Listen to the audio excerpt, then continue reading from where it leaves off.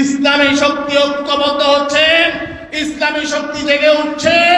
বাংলাদেশের গণমানুষ ইসলামী শক্তিকে আগামীতে ক্ষমতায় আনার জন্য ঐক্যবদ্ধভাবে সিদ্ধান্ত গ্রহণ করছে।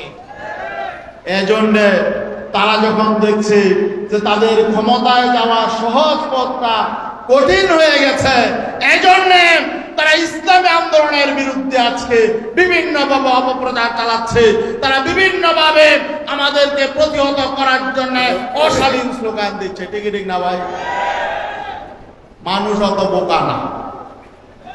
তোমরা রক্তচক্ষু দেখাইবা, হুমকি দামকি দিবা, জবাই করার স্লোগান দিবা, আর মানুষ তোমাদের ভয়ে চুপচাপ তোমাদেরকে মেনে নেবে, এটা ভাবার কোনো কারণ নাই।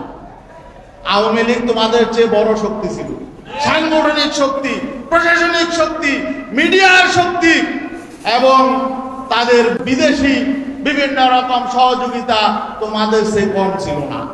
কিন্তু তারা কিন্তু কিছু বাচ্চা ছেলের হাওয়া খেয়ে দেশ থেকে পালিয়েছে। ঠিক না ভাই? তোমরা মনে করো না যে তোমরা চোখ গরম করলে, সন্ত্রাসী স্টাইলে হুমকি দমকি দিলে আমরা চুপসে যাব, একথা মনে করার কোনো কারণ নেই।